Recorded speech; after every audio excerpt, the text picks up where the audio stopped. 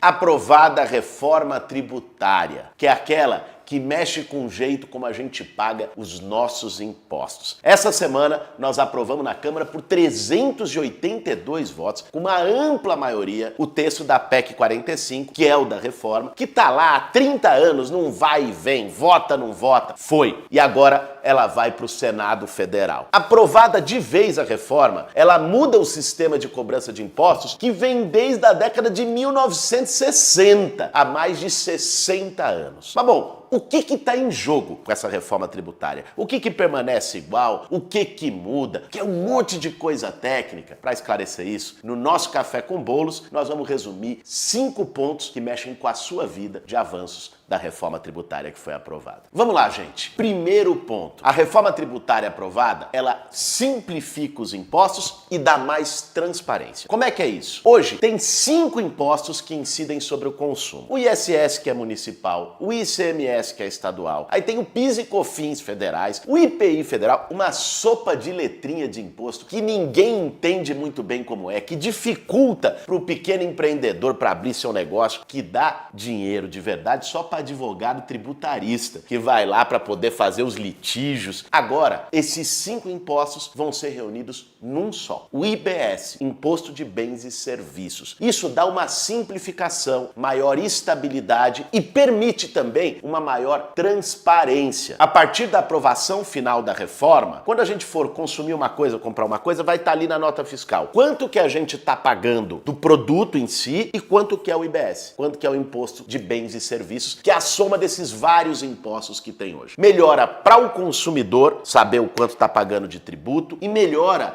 para poder ter menos burocracia no momento de pagar seus impostos. Então, ela simplifica, desburocratiza, mas é importante dizer, por causa de tanta fake news que está rolando por aí, não traz nenhum aumento na carga tributária. Segundo ponto, o cashback. Talvez você tenha ouvido falar nesse termo em inglês essa semana durante as discussões da reforma tributária, na mídia, nos telejornais, na internet. O que é o cashback? O cashback é um sistema de devolução de impostos, principalmente para os mais pobres. O imposto sobre consumo no Brasil, ele é desigual, porque o bilionário, o grande acionista, enfim, o cara mais rico que você pode imaginar, quando ele está comprando um saco de arroz, ele paga o mesmo imposto que a pessoa que trabalha na reciclagem catando latinha, comprando esse saco de arroz. O cashback é uma forma de ter uma devolução de parte do imposto pago para as pessoas mais pobres, um retorno desse imposto. A forma como o cashback vai funcionar especificamente vai ser definida por um projeto de lei complementar que nós vamos aprovar no segundo semestre. Mas a PEC da reforma tributária já definiu que vai ter cashback para a gente começar a corrigir as distorções e reduzir o imposto sobre o consumo daqueles que têm menos. Terceiro ponto, o fim da farra das isenções e desonerações. Hoje pouca gente sabe, mas com o sistema tributário complexo que a gente tem, que todo mundo pode ir lá dar uma isenção, a isenção de imposto se torna balcão de negócio. Aquele setor econômico que tem mais força, mais capacidade de pressão, de lobby, vai lá, faz uma negociação com os deputados, com o prefeito, com o governador, quem quer que seja, e arruma uma isenção para ele. Pra vocês terem uma ideia do tamanho dessa distorção, já chegou ao ponto deles conseguirem botar como produto da cesta básica caviar, salmão, queijo suíço. Isso como uma manobra para que possa ter menor imposto para esses produtos, para que possa ter desoneração. Agora, isso nunca entrou na cesta básica de nenhum trabalhador. Essas distorções acabavam gerando também uma guerra fiscal. Por exemplo, uma empresa ia se instalar em São Paulo. Aí chegava o Rio de Janeiro e falava, não, eu vou cobrar menos imposto aqui para a empresa e para o Rio de Janeiro. Aí chegava depois, Minas Gerais falava, vou cobrar menos ainda. Daqui a pouco, chegava num estado que estava dando dinheiro para a empresa ir lá e se instalar. E isso não permitia que o Estado pudesse receber todas as contrapartidas. A reforma tributária agora acaba com essa farra de dar isenção, desoneração geral, porque era muitas vezes um grande esquema e gerava uma disputa brutal entre os estados para atrair esses investimentos. Acabou a guerra fiscal e acabou a farra das desonerações. Com o fim da guerra fiscal e da farra das desonerações, ganha não só a capacidade capacidade do Estado de arrecadar, mas ganha uma maior previsibilidade, um maior equilíbrio para você saber o quanto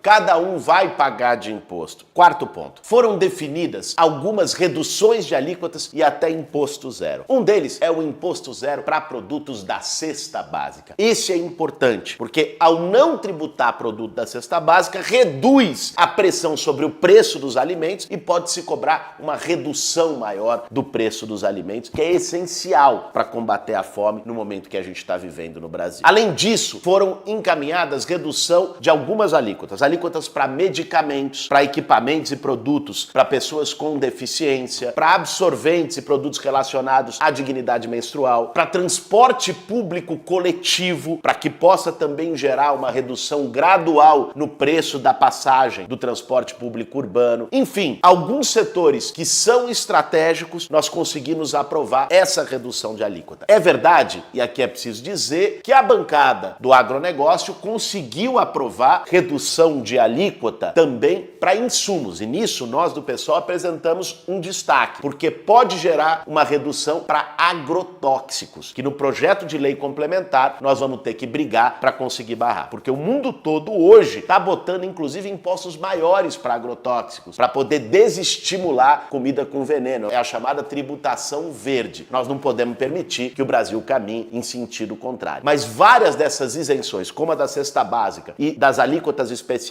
aprovadas, como de medicamentos, PCDs, absorventes, transporte público coletivo, são fundamentais para que a gente consiga baratear esses produtos. Por fim, o quinto avanço, esse para mim tem um gostinho especial, é IPVA para helicóptero, iate e jatinho. Sabe por que eu digo que tem um gostinho especial? Porque nós defendemos essa proposta já há muitos anos. Desde a minha campanha para a presidência da República em 2018, eu bati nisso nos debates, a gente bateu no programa eleitoral de televisão. Sabe, gente, não é nem porque vai arrecadar muito. Não, é por uma questão pedagógica. Não faz sentido o motoboy que tá lá levando comida no iFood pagar IPVA da sua moto, o Celtinha pagar IPVA, quem tem um carro velho pagar IPVA, quem tem um jatinho, um helicóptero, um iate, um jet ski não pagar R$1 de IPVA. E agora, com o texto aprovado, a gente conseguiu incluir o IPVA para essa turma toda. Nós tentamos retirar IPVA de motoboy. Vamos tributar aqui e vamos tirar o imposto daqueles motoqueiros que trabalham com a sua moto. Infelizmente, não conseguimos aprovar isso, não teve maioria, tentamos botar no relatório, não toparam porque envolvia a questão com os governadores que cobram IPVA. Enfim, criaram dificuldade. Mas pelo menos IPVA para jatinho, iate e helicóptero, a partir de agora, vai ser cobrado. Esses 5 pontos traduzem os avanços que nós conseguimos com a reforma tributária. Agora,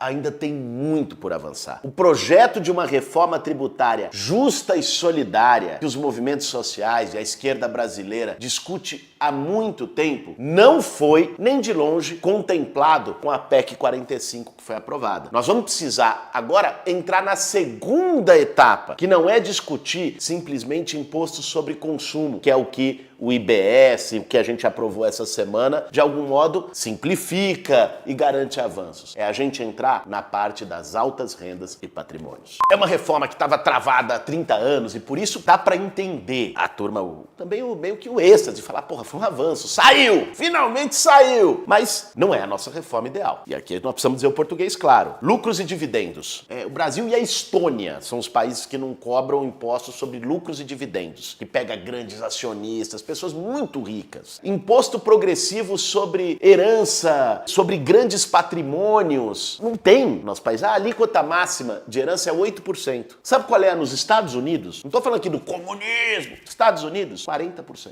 O imposto no Brasil hoje, metade da nossa arrecadação é sobre consumo e 20 e poucos por cento sobre renda. Se você olhar os países mais desenvolvidos com sistemas tributários equilibrados, é o contrário disso. 20 e pouco por cento sobre consumo e a maioria sobre altas rendas e patrimônios. Isso não é taxar o teu salário, sabe? É altas rendas e patrimônios. No Brasil hoje nós temos uma distorção de que quem tem mais paga menos e quem tem menos paga mais. Nós temos que colocar aqui claramente, tem muito por avançar. E a batalha, esse foi um ponto importante, o nosso companheiro Ivan Valente, deputado do PSOL que estava no GT, bateu e nós conseguimos botar está no texto da PEC, que o governo vai ter que mandar em até 180 dias, ou seja, nesse segundo semestre, uma proposta de mudança na renda. Aí é para pegar nessa segunda parte, na cereja do bolo, vai ser mais embate. Lógico que aí vai mexer com muito interesse. Vamos ser francos, olha o que é essa Câmara dos Deputados. Eu tô lá todo dia, eu vejo. Olha o que é esse Congresso Nacional. A reforma que nós aprovamos, para correlação de forças que a gente tem na Câmara, foi um avanço. Conseguir aprovar tudo que é ideal, se a gente só aprovar, falar, eu só vou votar favorável daquilo que for ideal para nós. Me desculpe, não vamos votar em nada. Porque numa Câmara dessa, vai ser muito difícil a gente ter projetos que são os nossos ideais. Olha o tanto de bancada tá lá, a bancada ruralista, a bancada da bala, os bolsonaristas fazendo barulho, o centrão negociando. Olha lá, a esquerda não tem maioria, nós temos 130 deputados de 513. Para a correlação de força que tem, considerando a vida real, nós conseguimos aprovar uma reforma tributária que traz avanço. Agora é seguir em frente para a segunda etapa. Bom, gente, vencemos a batalha da simplificação dos impostos e conseguimos aprovar vários mecanismos positivos. Agora, no segundo semestre, tem a nova batalha, que é a gente conseguir mexer nas altas rendas, nos grandes patrimônios, na progressividade e tentar transformar a cobrança de imposto no Brasil em algo menos desigual. Hoje, e há muito tempo, o Estado brasileiro é um Robin Hood ao contrário, porque tira mais dos mais pobres e a partir de taxa de juros exorbitantes, escorchantes, como a que o Banco Central mantém ainda hoje, dá esse dinheiro para os mais ricos, para os bilionários, através do sistema de pagamento da dívida pública. Nós precisamos mudar essa lógica. E isso significa, sobretudo, a gente conseguir uma maior progressividade, reduzir os impostos sobre produção e consumo e aumentar impostos sobre altas rendas, grandes patrimônios, lucros e dividendos para poder fazer a compensação. A primeira batalha já foi. Agora é se preparar para a segunda.